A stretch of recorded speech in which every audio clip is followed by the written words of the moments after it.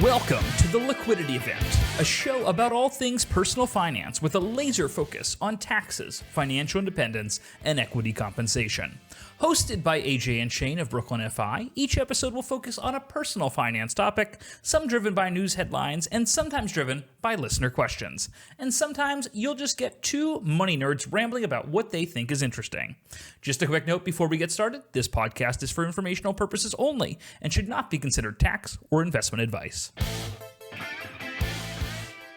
I'm your host, Shane Mason. And I'm AJ Ayers. And this is episode 163, being recorded on November 5th and airing on November 6th for that quick turnaround. Email us your finance questions at liquidityevent@brooklynfi.com, and we will answer them live on the air. AJ, how are we doing this week? I'm doing fantastic, Shane. It's good to see you. How's life? How's Halloween, more importantly? It was good, yeah. Besides Amazon shipping my Pennywise costume exactly one day after Halloween, I was able to pull off a couple's costume with one battle after another thing that I mentioned before. Yes, right. And I saw your mime costume on Instagram, and it looked perfectly wholesome and lovely. And I'm glad nobody did black or white face. Yeah, we did the rosy cheeks, and really, I think that got the point across. Although I was looking at like some crazy mime makeup, and it's all about like sadness. Like mimes are like sad clowns, so it's a lot of like despair, and like in mime training you like learn to like embody despair, so a lot of the makeup was like teardrops and like black streaks running down your face. So I tried to do a little bit of that. It was fun. It was very fun to see my husband dressed up, and we were at a wedding. It was like a wedding welcome drinks with friends, and they were all like, I cannot believe you got to be able to get dressed up for Halloween. And he was so excited about it. So he looked that great. Would be a recurring theme. Yeah, it was very cute. Yeah, he looked great. I really enjoyed seeing that. Shout out to Nabil. We never shout out Nabil on the podcast, but shout out to Nabil, AJ's better half, who looked fantastic over Halloween week. Yeah, I didn't think you were going to go. I knew there was a wedding, but I didn't think you guys were going to dress up. But that's sick that you guys did that. Yeah, and the wedding was Saturday, which was a lot of fun as well. And then, big New York City week. And then Sunday was the marathon, which is always an exciting, fun day. Did you watch from Manhattan?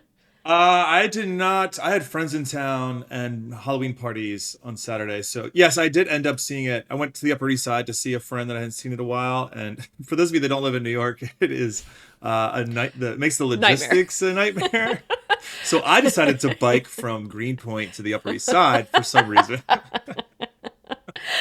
We were trying to cross the street. We were trying to cross Lafayette, and they were just like, and we're like, oh, what if we go in the subway? And so we literally paid $2.90 to just walk down into the subway. Do the loop? Go through. I was like, I gotta get across the street, you know? True New Yorker style. Yeah, on that, yeah, I didn't realize on the Upper East Side, maybe it ends close to there because there was a ton of people watching there, but not just watching, but like Central Park. Raging. It ends in Central Park. Right. Well, they were raging on the Upper East Side, I guess right before it takes a right from the Bronx or whatever.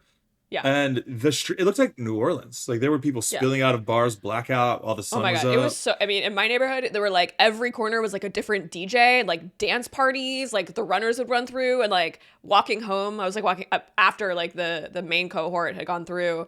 It was like like at one point there was a dance party like in the middle of the street, and like the fence company was like coming to pick up the fences, and they were like, all right, everyone, I'm gonna stop the music so the truck can get through. And he stopped the music, and everyone like kept dancing like silent disco. It's just like, it's a beautiful day in New York for like community and, you know, the incredible tenacity of the human spirit to run that many miles for fun, which is something I will never do, but I do sort of admire those who do. Yeah. I feel like you might have a marathon in you. I think you're right about that. As much as I want to resist it, I think the older I get, the more wholesome I get. And eventually, it's coming for you. That's what you do in your 40s. Yeah. I mean, I see this for you. Yeah, you're not wrong. You know me very well. I mean, you can't avoid it. It is your destiny. It's like becoming more conservative as you age. You're just like, no. I'm fiscally conservative. Speaking of which, we had if you're into higher taxes on the rich, we had quite a mayoral outcome here in New York City as of late last night. Mayoral candidate Zohran Mamdani has won the election over Andrew Cuomo, the independent candidate.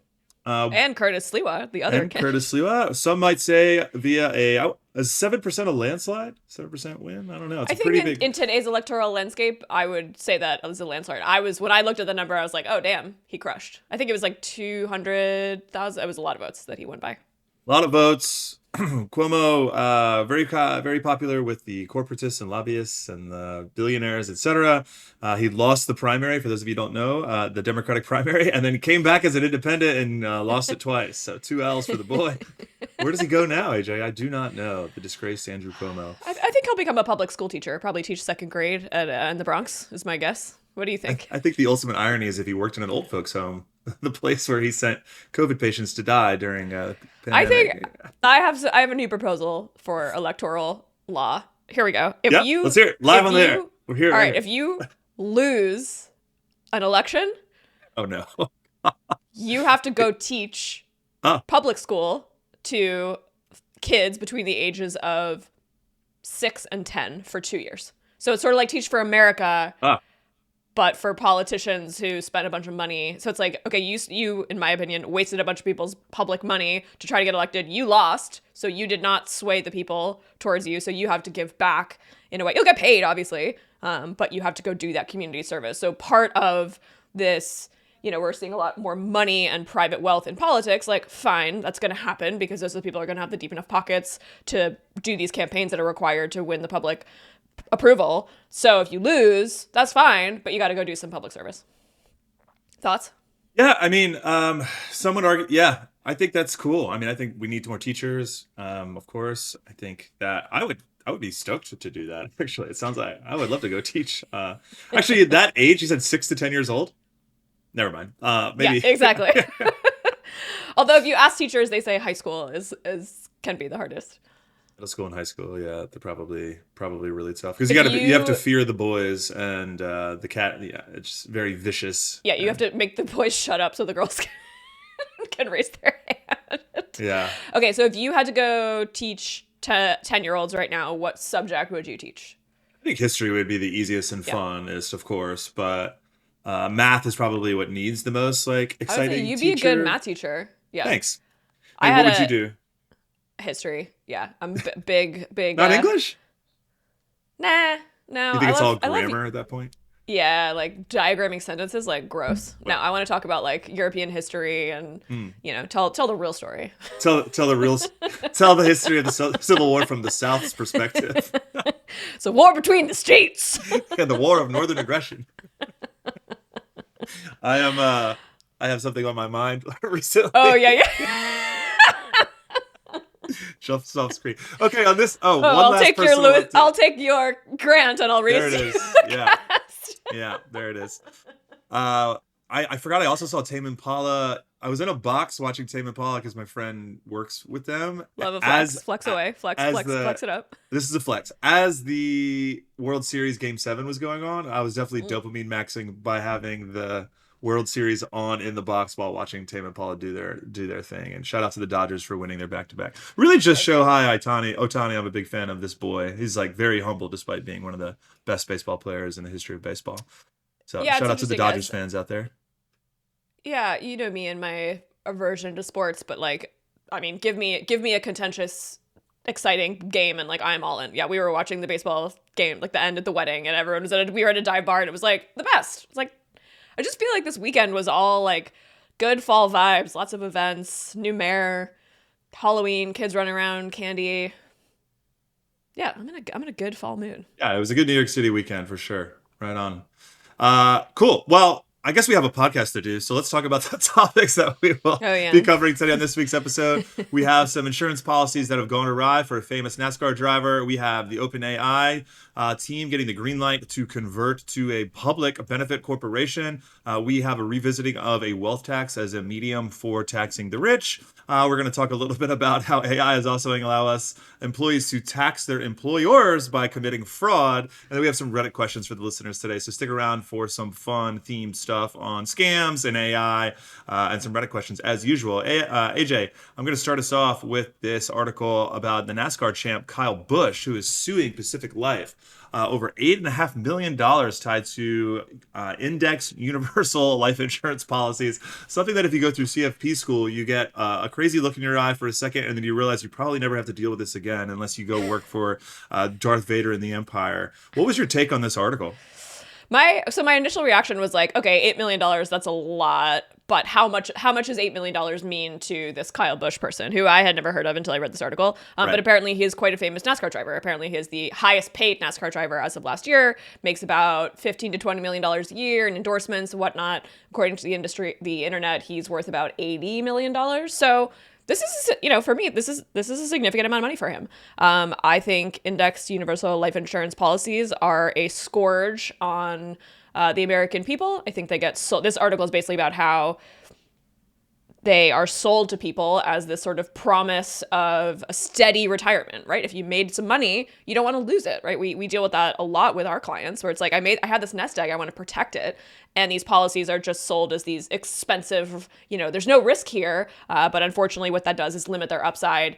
And what you end up with is a policy that's costing you quite literally millions of dollars a year in premiums with not a lot of upside on the other end. Now, if you die, a couple years into the policy, it's a great investment, right? Because you get the death benefit, your family might get some cash, but if you outlive these policies, you are going to end up spending a lot of money. So I love when public figures kind of use their platform to defend the public here. So he's basically saying, I got screwed. It's embarrassing to admit that you made a mistake and you quote unquote fell for this. So I love that he is going after the big bad insurance company. Yeah, I 100% agree. There was not yet. Why combine two different vehicles for your financial future, such as investing and life insurance? There's just so many fees that it's hard to get that ball rolling to outpace the fees. I 100% agree with you.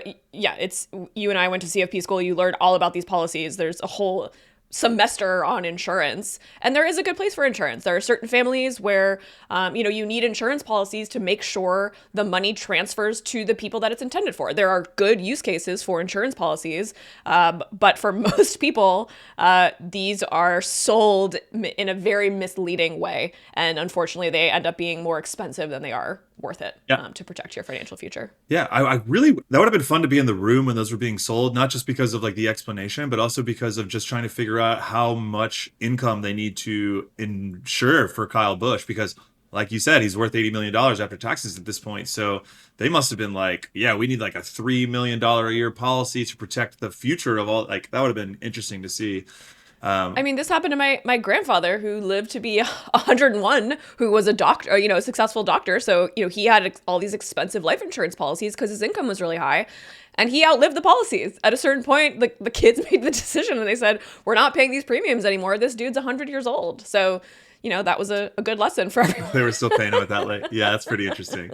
Yeah, it's funny. It's like we need to insure all this income, and then halfway into that income has showed up. Now you don't need insurance anymore because if the person passes away, you're still richer than 99.9% of all humans that have ever lived. So maybe let it go. Maybe let it go. Yeah. Maybe we can, we'll take that win. Although I do want to clarify something for our listeners. Yeah.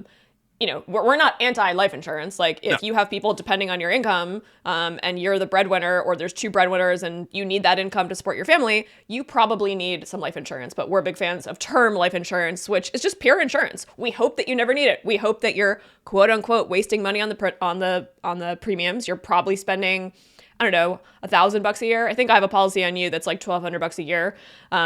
And I hope I never have to use it. I hope I never get that death benefit. And I'm very happy to pay that $1,000 a year for security, right? That's the security, is that if something bad happens, we'll be protected. Right on. That's my little soapbox. Love that. Thank you for that. Speaking of soapboxes, they did hop on one. They had a nice Instagram post, which I found, like all the other photos I've seen of Kyle Busch is like him in a trucker hat and like the NASCAR uniform. And then in this Instagram post, it's him and his wife, like in black tie, like they're in suits, and she looks amazing. I understand why he married her. And he looks good. And they did like a long form, this was a scam that we fell for, which is oftentimes when you get scammed, you want to hide it from everybody else because it doesn't make you look the smartest if you get scammed, right? So You know what I thought about this story? The word that came to mind was humility. I think we need a lot more humility in every aspect of our life, mostly the political landscape. Jesus, yeah. Shout out to Mamdani, the former rapper who is now the mayor of New York City, who is younger than us. both of us. That's literally Yep. the only thing I care about. I'm just like, Yep. God damn. What have you accomplished in your life so far, Shane? One little thing. I have a beautiful dog. All right, our next article is getting into the meteor stuff for this week. We have an OpenAI article about how the Attorney General of California has greenlit their ability to convert to a public benefit corporation after some winks and nods from the California AG, Rob Bonta, suggesting that the company must stay in California. I don't think it can explicitly require that, but he did have the ability to red light the conversion to one of the biggest private companies in the world, most recently valued at $500 billion as of October of 2025. And if they're ever going to IPO, they need to get this conversion to a public benefit corporation handled. So this was greenlit as of Monday of this week. So shout out to all the leadership there and the employees there who will hopefully have some upcoming liquidity events available to them. AJ, what were your thoughts on this article?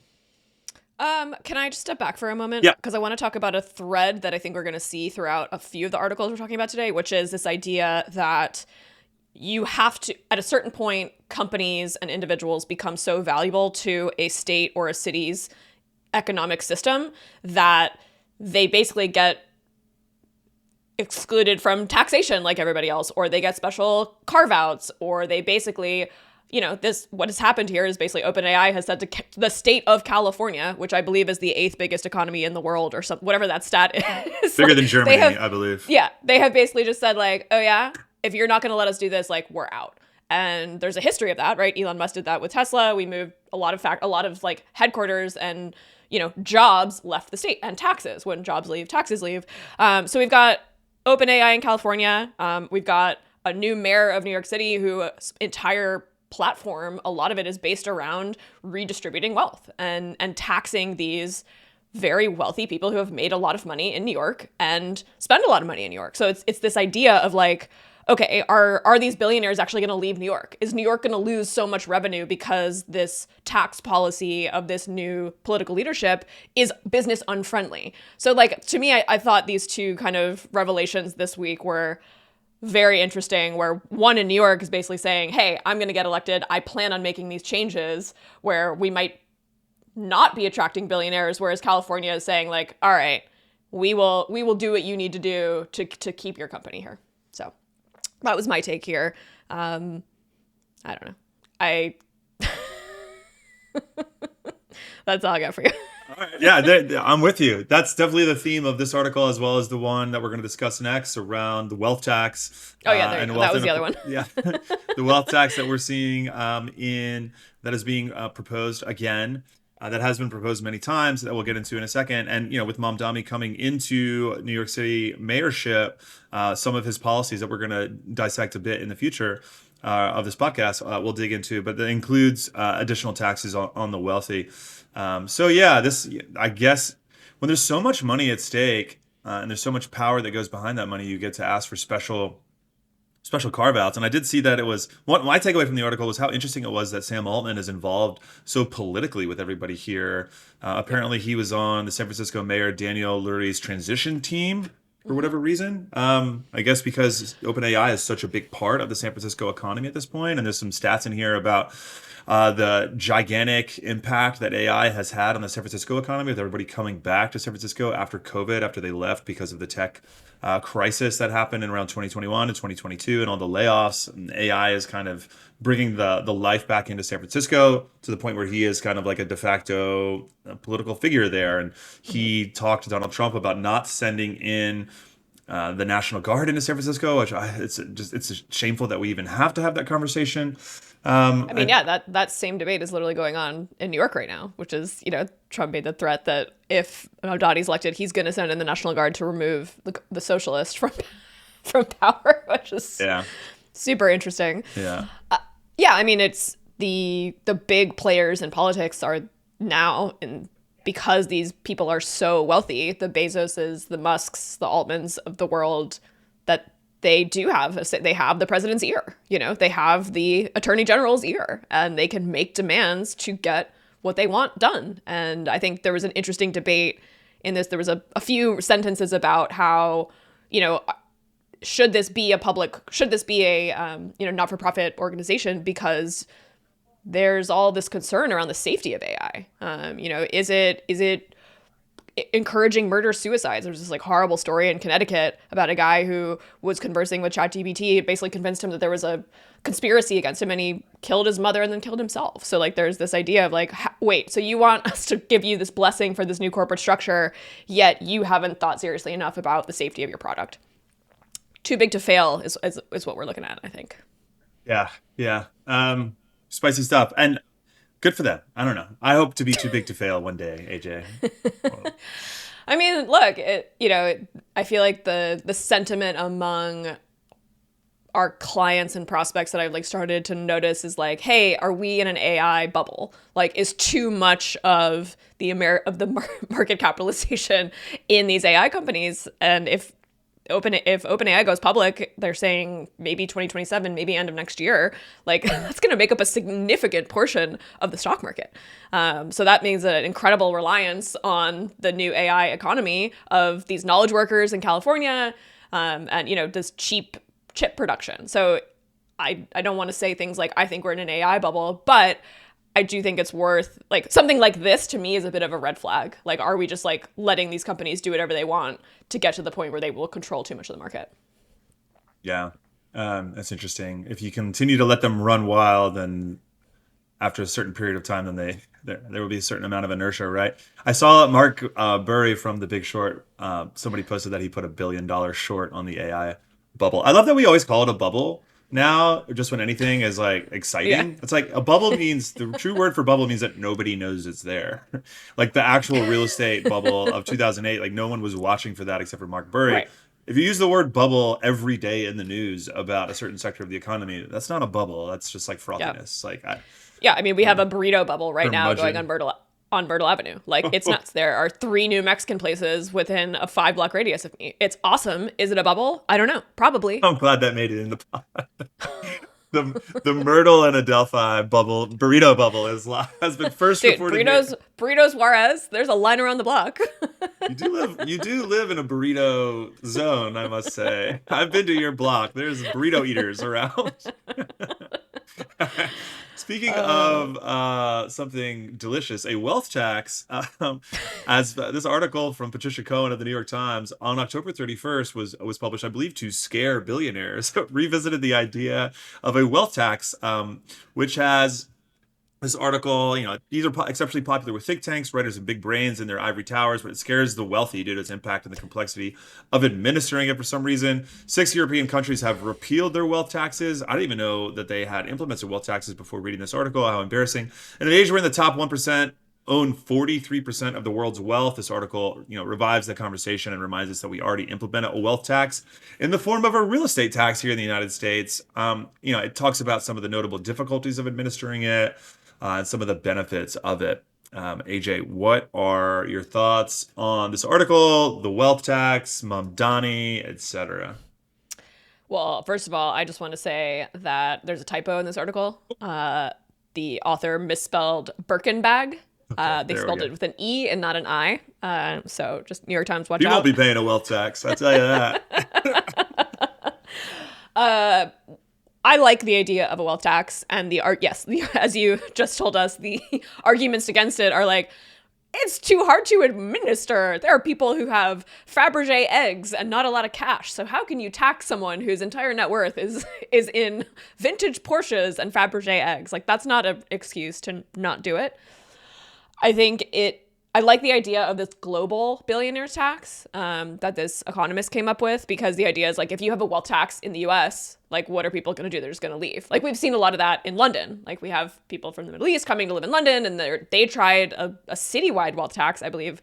So I like this idea that wherever you are in the world, let's have this giant fund where we're just kind of keeping tabs and making sure one person or one family doesn't get too big or powerful and doesn't disrupt the flow of money between countries because one country has more favorable tax policy.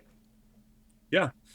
Yeah. It was super interesting. The article, they talk about mobility a lot. They talk about people leaving London, people leaving. Everyone fears that the wealthiest will leave wherever they are taxed. And my favorite comment, the New York Times has their comments, and some guy was like, "So what? They're not paying Yeah. taxes anyway. Let them go." I mean, this is like this classic, like someone on Substack coined it. It was like me, like whataboutism. It's like, well, what about me? You know, it's like, well, like I don't want to pay for their healthcare. Like, what about me? You know, it's like, it's okay that not every policy impacts you positively. Some policies are there for the greater good or humanity writ large. So like Yeah. sometimes you have to take a step back and go, are these corporations really going to leave to escape a 2% tax? Personally, I will likely be taxed as a New Yorker. I will likely pay more tax under this administration than a Cuomo administration based on if he's able to pass his campaign promises. And I'm okay with that. It's not a dramatic impact on my life. And I think that's this idea of the billionaires have too much, is that these taxes don't dramatically impact their ownership. It doesn't dramatically impact their ability to have as many houses as they want. But having the lower classes not have access to healthcare, education, whatever, that is a dramatic impact. Or in Mamdani's case, affordable housing, that is a dramatic impact on your life if you cannot live within 5 miles of the place you work. Whereas a extra 2% on $400 billion, like, I don't think that's going to make that big of a difference in the billionaires' lives. Yeah. There's the article references all of these great Nobel's Prize. I can, like, to your point, that there's this guy, I'm gonna butcher his name, Abhijit Banerjee, I believe is how you say it. He says there is evidence they will do anything they can to dodge the tax, either hiding assets or moving, but there is no evidence they will work less. After all, professional athletes don't reduce their efforts when there are salary caps. So, yeah, I think just taking an additional few percentages that allow for the rest of society to function, therefore allowing you to make money, is going to be great. I think that lobbyists and corporatists and everybody that can put their thumb on the scale, at least in the United States, have pushed this wealth inequality and really worldwide into such a dire circumstances that the guillotines are getting sharpened. And this is just something I would love to see in order to avoid the guillotining happening. And some of the cool stuff. Go ahead. Sorry, go ahead. I interrupted you. No, I was just going to say some of the other cool stuff about this article that I hadn't thought about is the history of the wealth tax implementation. Apparently, the Netherlands implemented one in 1892. I never knew that. That's really cool that they tried to do it back then. And then the other thing is, like, not all of them, when they do a wealth tax, I've always thought it was binary. It's like 0 wealth tax or 100% wealth tax. And I never really thought about the ability to just implement it on certain things like brokerage accounts or recently ascertained real estate, which, we already have a real estate tax, which is super wealth inequality inducing anyway, because that's how we fund our schools and that's how we keep rich kids in nice schools, which has its own set of problems. And surprisingly, New York City is one of the worst places for that. You would think that would be a bigger problem in the South, when they have private schools down there. But anyway, I will not get into that right now. But yeah, just like we don't have to tax your Ferrari that you purchased in 1974. I mean, maybe at least tax it on the purchase price that you had back then. But when it comes to like renovated assets, that could be tough. But like, who cares if we can't tax fine artwork appropriately? The only people that have that are billionaires, and 99% of their net worth is going to be in probably Amazon stock or whatever anyway. So that is easy to administer. So like, don't let that get in the way. We have so many think tanks pumping out propaganda into people with a 5th grade reading level, myself included. It's a bummer to watch this destroy the collective good. Well, right. I mean, at the risk of sounding naive, like as a business owner, imagine how different we would operate our business if there was acceptable, affordable, universal healthcare and a pension system in this country. Like, that would be a tremendous change in the way that our employees are compensated. Like, it's such a huge burden on small business owners. So like this idea that like, if you tax corporations, like they're going to leave. It's like, well, what if you provided basic services for families? So people were more focused on their work and less and stopped making decisions that were about which employer can give them healthcare. Like, to me, this idea, like, it actually works the opposite way. Like, if you can put in those basic services, you're going to have more engaged, more productive workers, and you're going to have more businesses and generate more for the economy. Whereas you're right, like the think tank papers come out and say it's bad. If you tax the top 1%, it's going to trickle down. And don't worry, like all the savings will end up in the workers' pockets. And we've just seen that not be the case over and over and over and over again. Yeah, it's a great point, actually. Like how much of our efforts early days in BKFI were spent on trying to figure out our benefits on health insurance. We've been through so many different health insurance policies, the weirdest one including one in where I had to sign an affidavit that said that I would not have premarital sex. And I had to certify that. And we've gone from that to a New York sponsored healthcare plan for people that don't even live in New York, to the ultimate like independent the ICRA that we have right now, the health reimbursement. I mean, Shane, I think about this all the time. Like, based on my genetic health history, like if we had to rely on Brooklyn FI, like we would have gone bankrupt. Like our health insurance premiums based on my life-saving care needs, like we would not have been able to afford that. Like I would have gone personally bankrupt, or we just wouldn't have had health insurance. Like I think about that all the time. Like this like miracle that I happened to meet my husband who had pretty good insurance. Shout out to Nabil. Another shout out to Nabil is one episode. Thank you for taking this poor soul under your wing, my sweet boy. As my dad said on our wedding day, she's your problem now. Oh, sweet Mark. Shout out to Mark. Shout out to Mark. All right, we just have one more thing. Is there anything got? else you want to discuss on the wealth tax for the ultra rich? This article is just kind of like, it's not even like there's no deadline for this. No one has even proposed anything. It's just like a history of wealth taxes worldwide.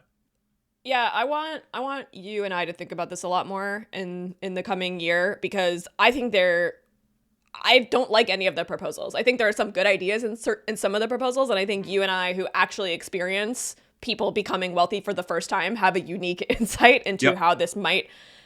I think we've talked about this before. I like this idea of like a $10 million like lifetime exclusion. Like you don't get taxed, and then after a certain point you start getting taxed. Right. So as in income taxes, there's comparisons in the article to income taxes, and people saying the wealth tax is much more difficult to implement than an income tax. Let me tell you, as a professional income tax implementer, that shit ain't easy either. And I've done an estate tax return before, and you value all those things once, and then you kind of update them. You would just have to update them once a year. And like once you have a baseline, you could just roll with that moving forward. It's probably, frankly, a lot easier to do that. So shut up, billionaires, and the armies of bots that you've deployed into the Reddit section to say that it's difficult to do. Yeah. AJ, do you think we have time to do some of Zohran's policies? Sure. Yeah, let's do it. That tax that you're talking about, among his other things, I think it's really cool. I'm on his website right now, and I've heard people talk about this. And there is a lot of historical issues with effective tax rates being different from marginal tax rates. You remember when Mitt Romney, it turned out, was paying a 13% effective tax rate, and the teachers in his state were paying an over 20% tax rate. This is the problem with the tax rates and the tax system being so complicated in the United States, with the capital gains, special tax rates, exclusions, deductions, credits, etc. All these things that take you out of marginal tax rate territory and into effective tax rate territory. And this policy from Zohran is implementing, it's going to be fun using his name for the next 4 years. Unless he gets tossed out by the National Trump. Guard. Yeah. Is a 2% flat tax on any New Yorker living in New York City or exposed to New York City tax that's earning above $1 million. So, right now, if you're making more than $50,000, you're paying the same marginal tax rate as someone making over $50 million. So this additional tax rate on people making more than $1 million is going to be an extra 2%. Extra 2 cents tossed into the coffers so that we can pay. Dude, there's a church outside my place here in the East Village, and almost every day there is a line around the corner of old people picking up food. And it's really sad watching them pick up cans of peanut butter and tuna because they can't afford to get their own, to earn and make their own living.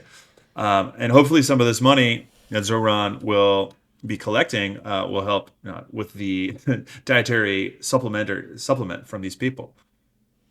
Yeah, I mean, we have a government shutdown right now where people can't get basic food stamps to supplement their grocery bills.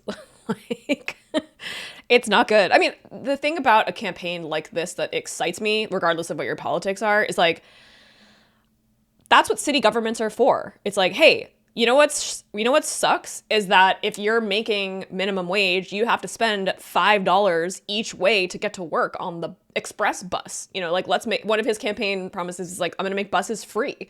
And like, that's something that's going to impact a lot of people who need that. There are not billionaires riding the B38 bus, I guarantee you that. But someone who needs to show up for their third nursing shift in 36 hours, like, needs that transportation to get to work. And that's spending $10 a day on transportation is a significant portion of your earnings. So like, can we remedy these? Like, to me, that's like, trickle down doesn't work, but like, hey, here's a thing that we know people use to generate, to participate in the economy. Can we help them? Can we ease the burden a little bit? And then can they be more productive?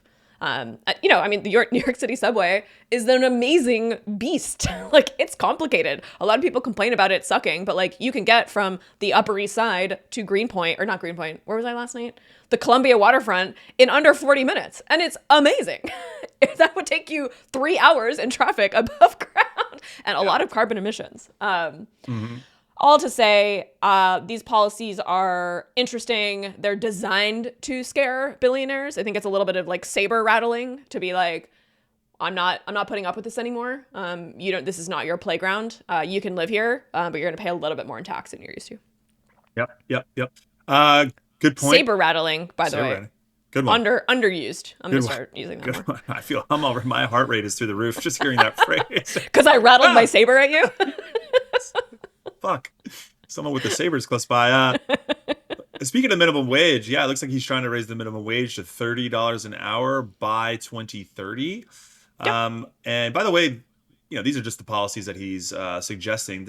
Raising the taxes on New York City folks, on corporations, apparently has to pass the state for some reason. So he's got to work with Kathy Hochul on that. So she's not exactly the most progressive governor of New York. So good luck to Zohran and them for getting that done. The other notable policies are city-owned grocery stores, which I think is what triggers the socialism and the communism. Buttons for a lot of the people on the Republican side, which I don't, whatever, grow up. He's not a communist. Like, that's the thing. It's just like, have you ever been, like, if you have not been to a grocery store in the past 7 days, like, please don't comment on grocery stores. Yeah, that's fair. Yeah, I think I bought one clove of garlic yesterday for like $3. Like, wait, what are we doing here? A bulb, you mean? There it is. Yeah, one clove. Jesus Christ. One clove of garlic for $3 would be that. Would be a bubble. It was about the size of my fist. So. That's some tulip bubbles. That's some Holland 1600s tulip bubble. There we go. There. Wonder if they had a wealth tax back then. Fast free buses. This one's fun. This one, I watched a fun article on how long it takes to get around the city on the buses. They go 7 miles an hour when you average out how long it takes to get around. That's like me speed walking, is how fast the buses get around New York City. I find myself needing to get from my apartment in Fort Greene to Williamsburg. Yeah. And there are buses that go, but they don't come and they're very slow. And it is faster to walk the 40 minutes than it is to wait for the bus that does not show up when you might as well get your 10,000 steps in, right? Yeah.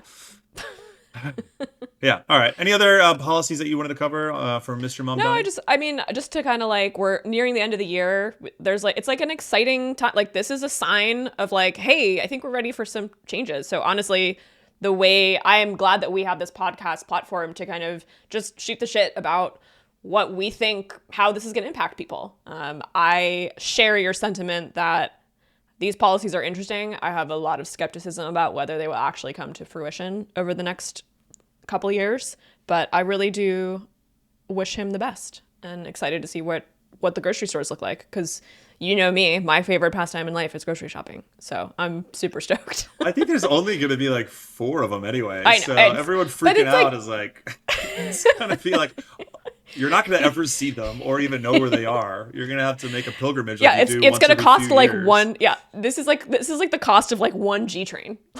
Like it's not a big impact, but it's like, it's one of those things. I mean, that's politics. Is like these little nuggets get repeated and repeated until they're basically meaningless. Like the grocery stores, who cares?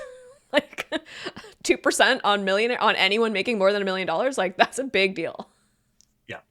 Yeah. If and by the way, the city is not falling apart. What we need, it's not going to burn down, because there was a great Instagram post. I think you saw it, where it's like Mamdani the day after the election. It's like Times Square with all of the Times Square TVs are like turned to like Mao Zedong and like Stalin, and one of them was the Brat logo, but it said Jihad instead of Brat. It was just like, it's very fun to when there's two different perspectives on what is scary and what is not in the world. And New York's going to be fine, y'all. Don't worry about it. Yep. Anything else, AJ? We got some Reddit questions that we can save for next week. Besides that, I think it's time for an outro. Thank you so much for listening to the Liquidity Event. Email us your financial problems at liquidityevent@brooklynify.com. And finally, you Stans can leave us a review if you want to be weird about it. 5 stars only, please. Thanks, team. See you next week, weirdos.